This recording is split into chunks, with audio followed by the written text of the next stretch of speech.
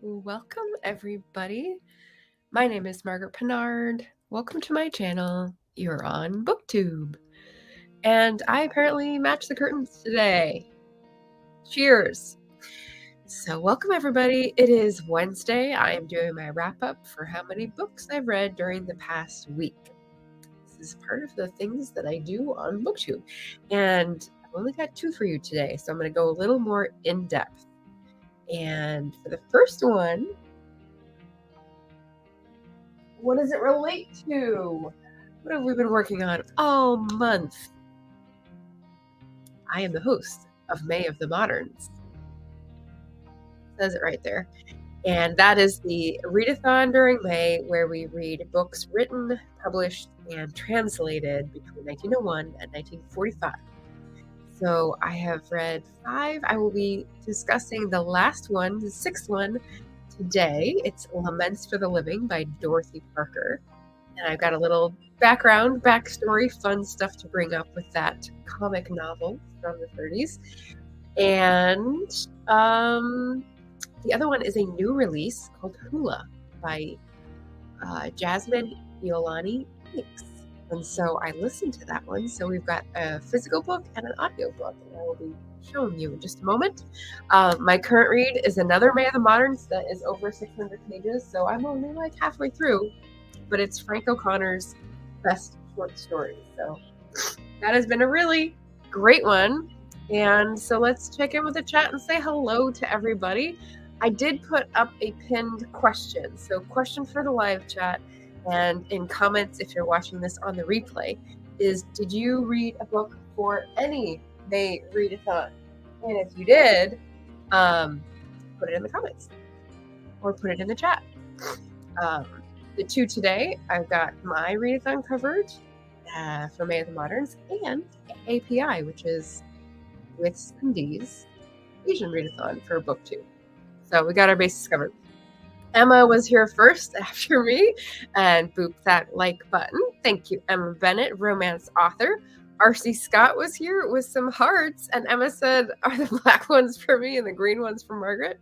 I feel like we're dividing up M&Ms. Nice. Penumbra mine, Maggie Ward, MM Ward, Mama Maggie Ward. Hello. She just came fresh from her book launch for Some Anemones Are Blue. So definitely pop a link for that, for a buy link into the chat, Maggie. We want you to get that out there for everybody. Anita A.F. Stewart is here to say hello. Esty Houston made friends with the like button. Thank you, friend. Hi, MM. Hi, AF. I like that. That's a new style, and I like it. Paget Farmer. Hi. Love your ribbon. Thank you. It's a scrunchie, and it has like extra ribbon. One of those like nostalgia purchases for sure. Yes. Greg here. Hello. And Emma's going to pop back. Emma is the reason that I remembered the launch because she put it in her Instagram stories at exactly the right moment. I have finally come back from Tomato Face, so that's when I saw it. I went on a run, came back, I saw Emma's story, I watched Mama Maggie's launch for a little bit, and then I jumped into the shower. So now I am back in the land of the living, yes, instead of the tomato-faced, I don't know, living dead. I don't know what I was going for. Anyway, welcome everybody. Thank you so much for being here for this final Wednesday wrap-up. I almost said final Friday. Final Wednesday wrap-up. It's not often that we get 5 Wednesdays in a month. So, count your chickens. This is a lucky month currently. And I also just want to say thank you for anyone who participated in the readathon and is watching this as a, community exercise, because that's why I started it in 2021. Just looking to catch that period where so much was going on in the world and see how it was reflected in the literature. And yeah, just sort of explore a dark cavern in my literature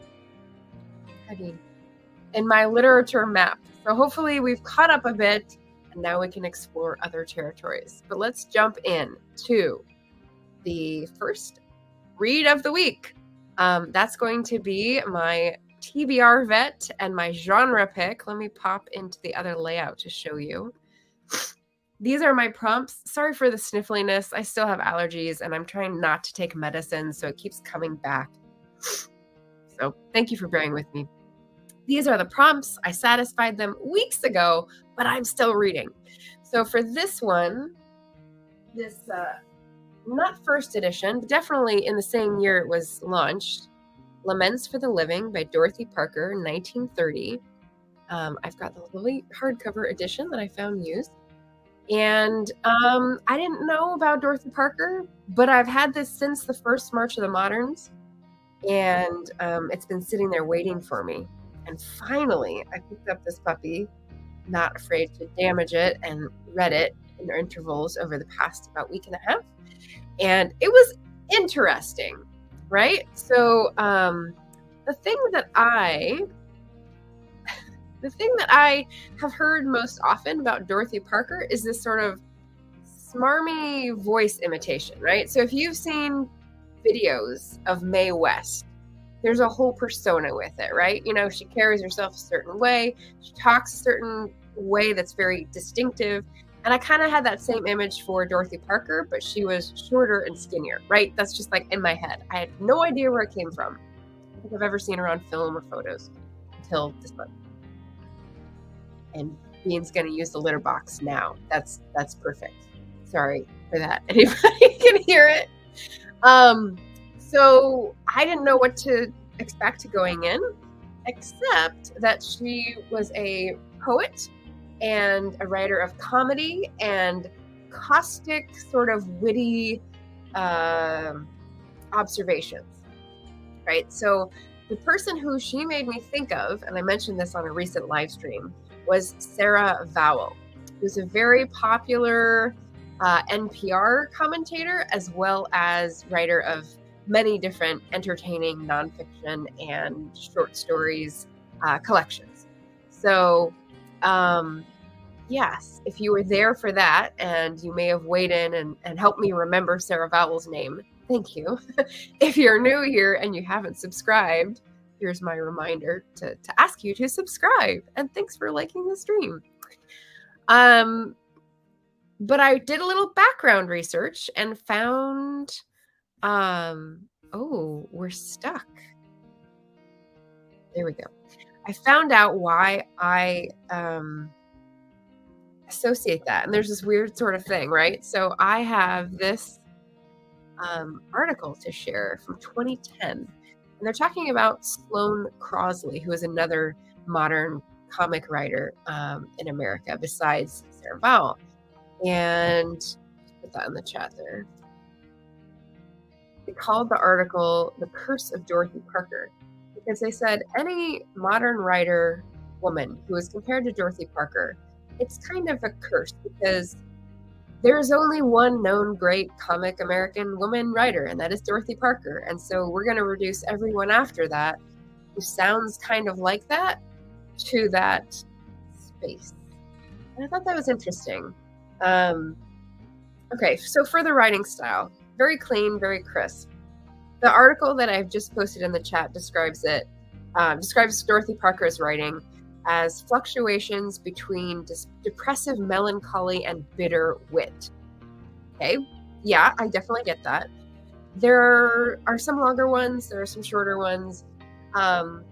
They're about women in relationships, and they're about young women coming to terms with the fact that everything that they've learned is a lie. That's in the review. And just about people misunderstanding each other and having disappointed hopes and having that revealed in a comic way for the reader, not for the characters in the story for sure. That's where the bitter part comes, because a lot of the reviews that I looked up said that she had a difficult childhood. She's in New York City in the writing scene, and really sort of mined that unhappiness for these comic scenes for other people to delight in. But for me, that's not really what I delight in. It just felt like painful when I was reading about some of these stories. I mean, one of them has a content warning for suicide attempts. This is not something you would ordinarily expect in a comic novel, and it's definitely not going to have trigger warnings or content warnings from 1930.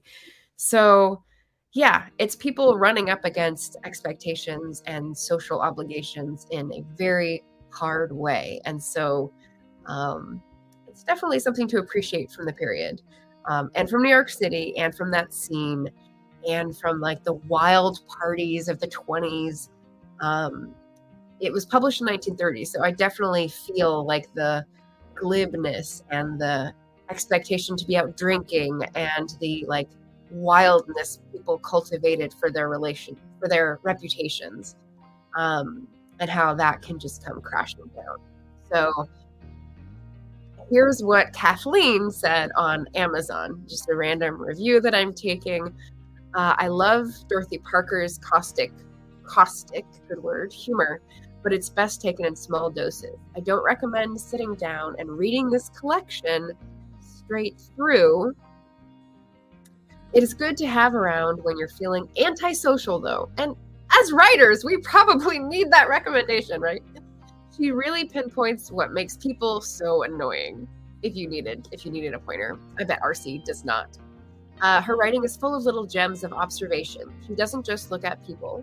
She looks at furniture and clothes and dogs and cars and streets with criticism, but with such a clear view, it's hard not to agree with her. It's just that there is a sadness under her humor that can be depressing if you read too much at one time. Yes, fully agree with that review. So, very entertaining in small spurts for the wit and the humor. A lot of it is straight dialogue. There is no explanation, no real layering. And hey, get off. Sorry.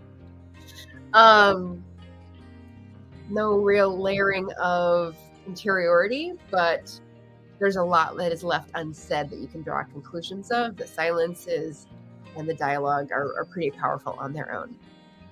So 3.75 stars. My cat is distracting me. He's doing all the things that he didn't do this whole morning, and now he's doing them while I'm on air, of course. So that is the little like background I was going to share about Laments for the Living. I think I skipped a bunch in chat. Emma says, I'm so organized for other people, but not for myself. No one will blame you for that. So Greg says he read The Dubliners he's naming the prompts for May of the Moderns. He read The Dubliners for Irish Celtic, The Underdogs with me. Feel free to revisit our buddy read discussion from the other week for a Latin American translation. The Man Without Qualities for translation and TBR Veteran, very nice. And The Glass Key for genre. Well done. Greg is the only one I have seen who has completed all the prompts beside me, and I could do it with 2 books, so we'll see. I'll have to go through and see if anyone else has done it, but I guess Greg gets his pick of the prizes. Emma says, I think this is the first readathon I've taken part in. Oh, that's so exciting. Nice. Oh my gosh. Okay. I did not realize she was the source of that very memeable quote nowadays. Dorothy Parker was famous for saying, "What fresh hell is this?" Oh, I love it. Thank you, Greg. I will definitely put that in the description because that's fun. I always thought Dorothy Parker less of a comedy writer than a satirist. That's a good thought. I think satire is a subgenre of comedy. If you put in what's his face from the 18th century in Ireland to comedy, yeah. But that's a good thought. He was burrowing under the sheets and the blankets, and that is not okay. I am allergic to cats. So I love him. I let him live with me and travel with me, but he is not getting into and under the bed sheets. That is just not going to be good. Greg, woohoo! Love the excitement. Okay, so that that is, I mean, I will report back about the Frank O'Connor and sort of put him in context a little bit when I finish his 660 something pages. Excuse me again. But that is Laments for the Living. New York City writer and poet, satirist, thank you, Anita, Dorothy Parker, 1930. The title is brilliant. No one else could top that title. It's so good. I love the title. But yeah, so there we go. There's my May of the Moderns. Final one that I'm going to get in on time. There we go. Has anyone answered the question besides Greg? I'll just put another reminder up there. We've got a question of the day, which readathons, and Emma answered it as well. This is the only readathon. Which readathons, if any, did you participate in? Because, wrong one. Because my other read for the month, Hula, let me pop that up, is for another readathon, actually. So this is a new release. It's a novel. It's not a nonfiction book about hula. The author makes that very clear in their author note. This is for Asian American Pacific Islander Month. And not that I specifically got the book for that, but I had many to choose from. And I chose this one because it sounded really good and I wasn't disappointed. I just tweeted, actually, that I listened to this on my road trip, my almost 11-hour road trip. And I barely remember the scenery because the book was so good. The narrator was so good. So let's dive into our second book today, Hula by Jasmine Iolani Hicks. Narrated by Mapuana Makia. So I hope I pronounced that right. This is a Libro.fm audiobook. So of course I'm going to shout out Libro.fm, the sweetest smelling purveyor of audiobooks in the US. So cheers to anyone who supports them. They're a small business, independent, and they're championing independent bookstores and authors. So that's great. Oh man, what do I have to say about this? So the background that I did on Hula, here's one of the reviews. A full-throated chant for Hawaii. Part coming-of-age story, part historical family epic, all love. It's impossible to come away unchanged. And that was from Kauai Strong Washburn, author of the Penn Hemingway award-winning Sharks in the Time of Saviors, which I've heard of but not read.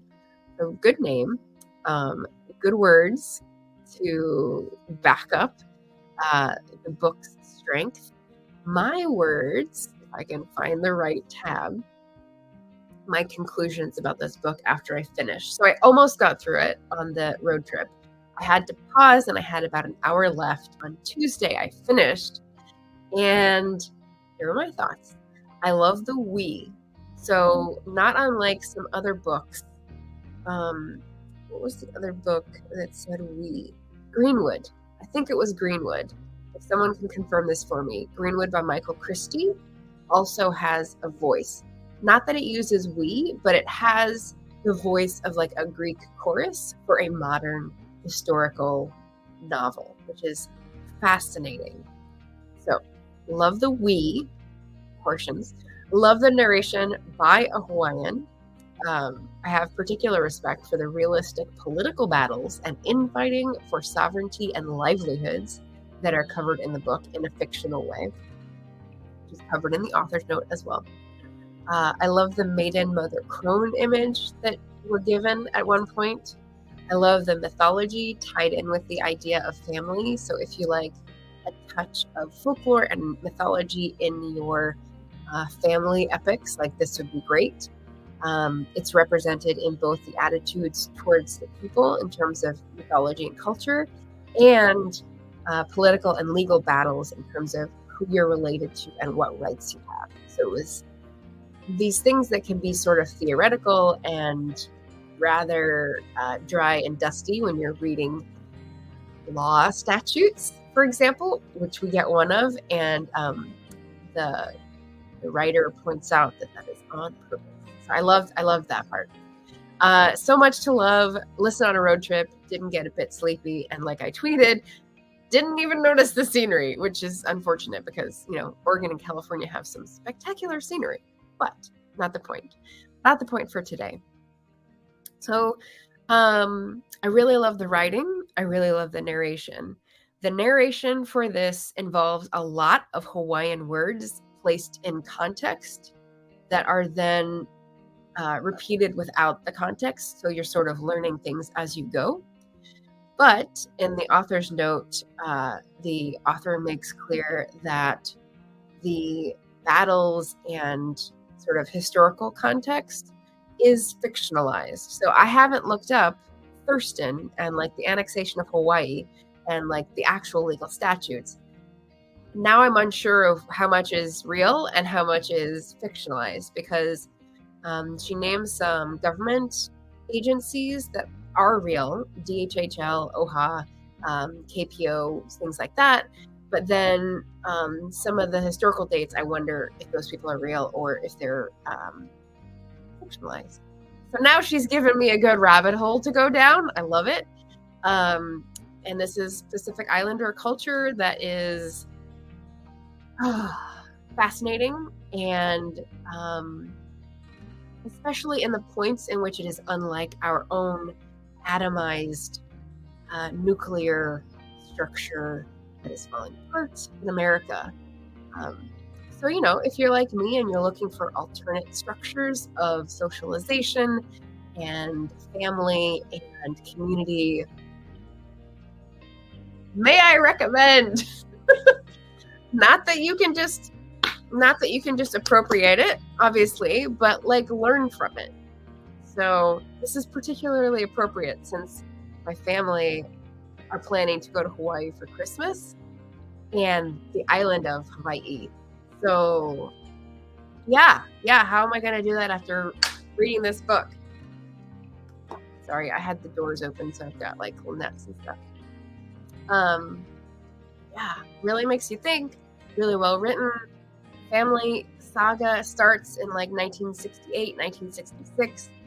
The structure is interesting because it jumps around a lot, but it gives you the dates. It doesn't expect you to follow, and then you orient yourself as to what you know has happened and what you know hasn't happened yet, and whose point of view we're in. Why can't I get this one? Normally I get it. I get Nats in one. But yeah, so the structure, very well done. So, cheers to the editor of this one as well. But that is my glowing review for Hula on Audio, narrated by Mapuana Makia. So that's the second book for today. Let's see if we have any more answers for our question of the day. That down.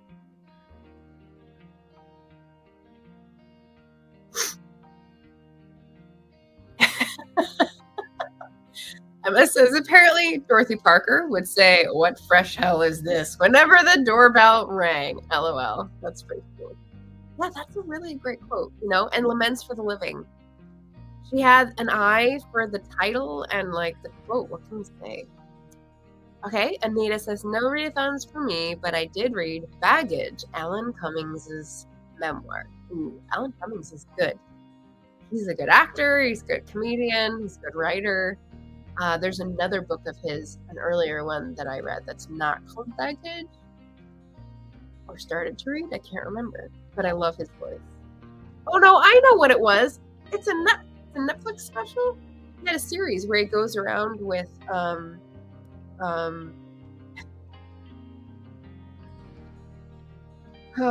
very posh British lady who is an actress in many things, among them Harry Potter, where she plays Professor Sprout.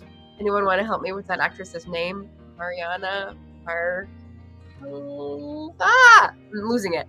Anyway, Alan Cummings and her tootle around Scotland to the places where his are important to his life, and in a minivan, like it's pretty crazy. That's how I got to know Alan Cummings better. Oh, Greg says, I also did Horror Mayhem. So cool. We got some horror mayhem people that might be in the comments later. Richard here to say hello. Hello, Richard Holiday. No readathons here. My reading is slow enough as it is. Thank you. Thank you, Miriam. I'm like Mariam. Yeah. Miriam Margolius, thank you. She and Alan Cummings went around in a Sprinter van visiting the places that were important to his life in Scotland. And like, it was a very emotional tour for him. And she was like there to help him with the comedic relief. It was good. Not My Father's Son is his first memoir. Thank you, Anita, supplying the title. Can't stand her. I think she's hilarious. Whenever she comes on Graham Norton, like they have a ball, and there's usually like inappropriate humor, and oh man, it's really fun. So I like her a lot. So where does that leave us? I've got lots to share with you. I've got all the playlists from all the May of the Moderns. I've got all the favorite buddy reads that I've done and broadcast on this channel. I've got the One That Got Away books that are the ones that I have not yet read that did not make it onto the list for this month that I discussed with Sandy. So if you missed our chat, Sandy from Ms. Reads a Lot and I had a chat on Sunday, which was really fun. And we talked about the books that like, we'll find another way to read them. They're moderns, but they'll sneak on another readathon list or somehow get on our TBR. So that'll be good. But yeah, what I have coming up is the sort of sum up. I will be doing that on Sunday of the whole readathon. I'm going to be doing stats. I'm going to be doing, I don't know, high watermarks. I don't know what you want to call them, but if you want to check in for like how a readathon is run, and maybe if you want to do one and ask questions or talk about moderns, like that would be fun. I will be doing that on Sunday, June 4th. And Friday is when I will be doing First Friday productivity sprints. So you can look forward to that in a couple of days. I will be traveling tomorrow again for another 6.5 hours or so with the Faithful Bean, and then finally arrive at my hometown for the month. So yes, drive tomorrow, sprints on Friday, maybe knock off a chimney on Saturday, and back for the readathon sum up on Sunday. So, you know, not much happening here at all. June launches lots of fun readathons. You got June on the Range, you got Pride Month, you've got Audiobook Month. I don't know who would want to be interested in doing something with that. But yeah, lots of fun stuff for June.